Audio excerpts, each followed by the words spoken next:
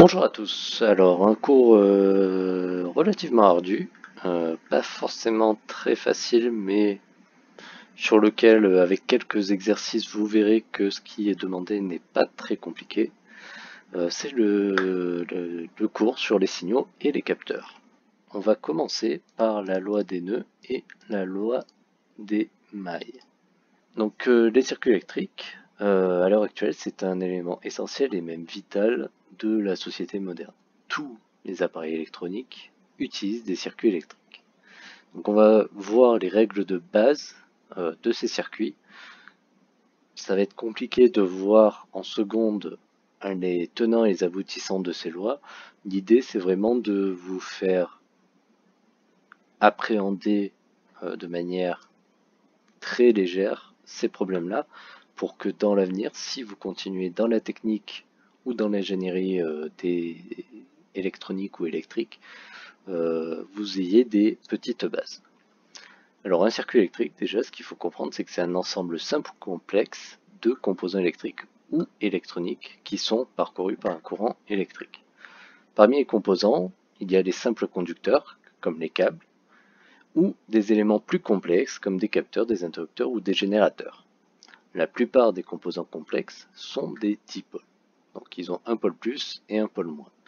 Donc un générateur a un pôle plus et un pôle moins. Vous avez normalement déjà vu qu'il ne faut pas faire n'importe quoi avec les câbles, sinon vous risquez d'inverser des connectiques et ainsi avoir des problèmes dans votre circuit. Donc dans un circuit électrique, ce qu'on appelle un nœud, c'est un point de connexion entre au moins 3 dipôles. Donc là, les dipôles sont représentés par des petits rectangles.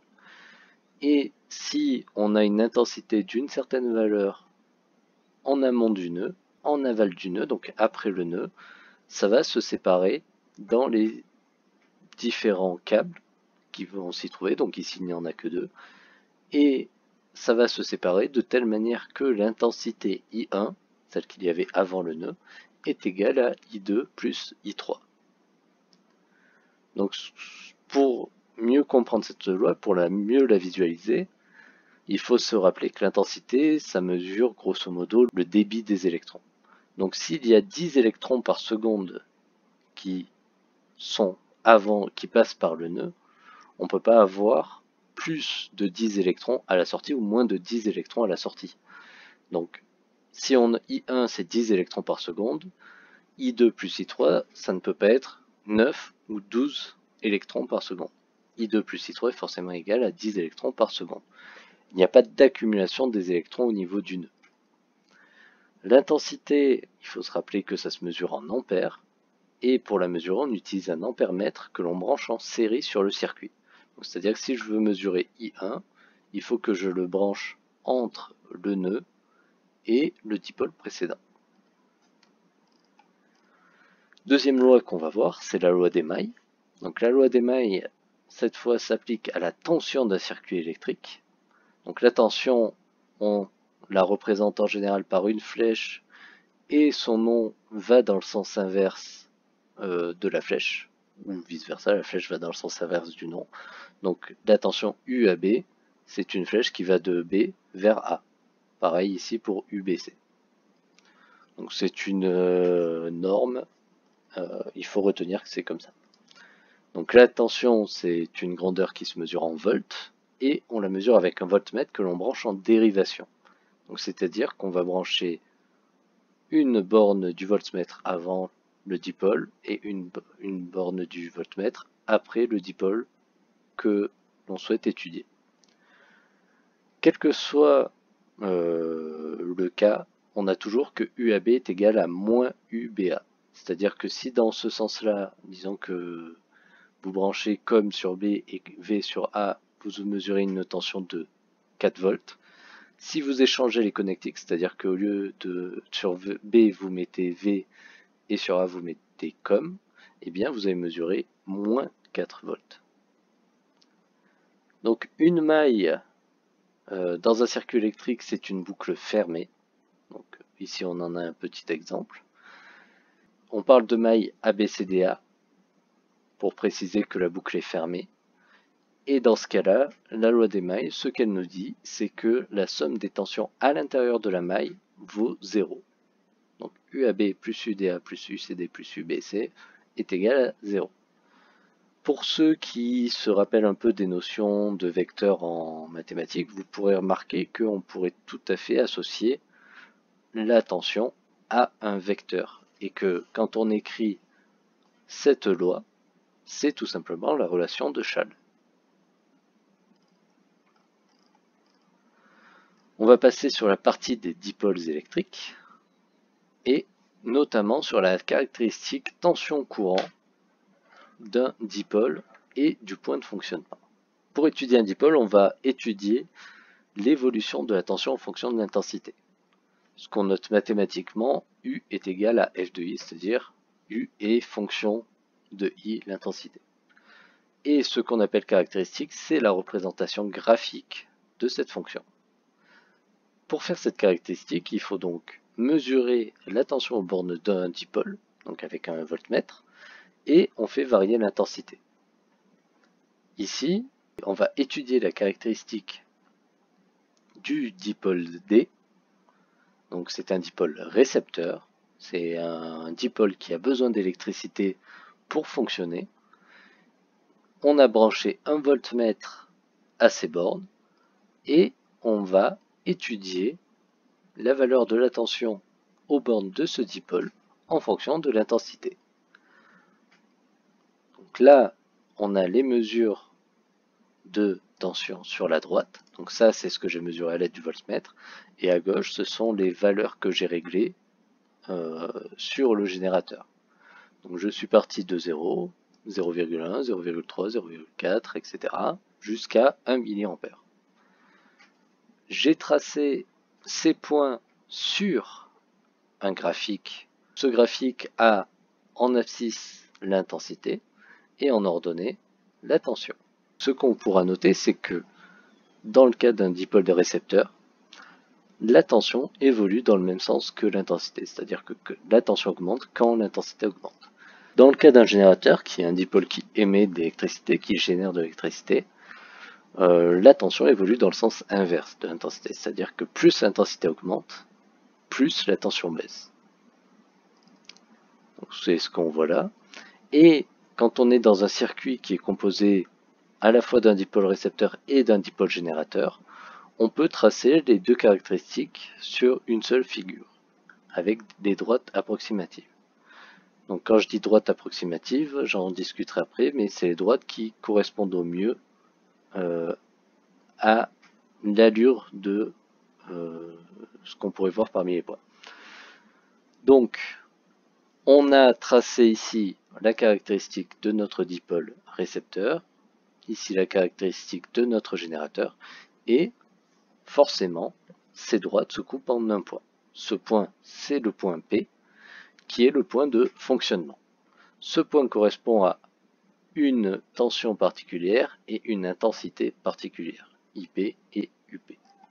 En ce point particulier, la tension UP de fonctionnement est la même au pôle du générateur et du récepteur. Donc, au niveau du graphique, vous remarquerez que je n'ai pas relié les points entre eux directement, c'est-à-dire que je n'ai pas fait de trait qui relie parfaitement les points. Je me suis contenté de faire une droite qui passe au mieux. Et c'est ça que vous devez faire si vous faites ce genre de relevé. Vous ne devez absolument pas relier les points entre eux, vous devez essayer de tracer la meilleure droite possible. Vous mettez bien sûr des titres sur les axes avec les unités. Vous épurez au maximum, donc tout ce qui est quadrillage, etc., évitez au maximum. Et dans le cas où on a plusieurs jeux de données, donc ici j'ai générateur et récepteur, je précise dans la légende quelle couleur correspond à quoi. Petit ajout vis-à-vis de la loi d'Ohm. Donc la loi d'Ohm, ça s'applique dans le cas où la tension est proportionnelle à l'intensité, c'est-à-dire que U est égal à F de I, donc avec U une fonction linéaire. Donc par exemple dans l'exemple ici, on a un dipôle pour lequel la loi d'Ohm peut s'appliquer.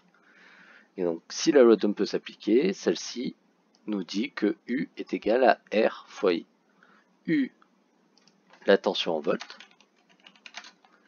R, la résistance en ohms, et I, l'intensité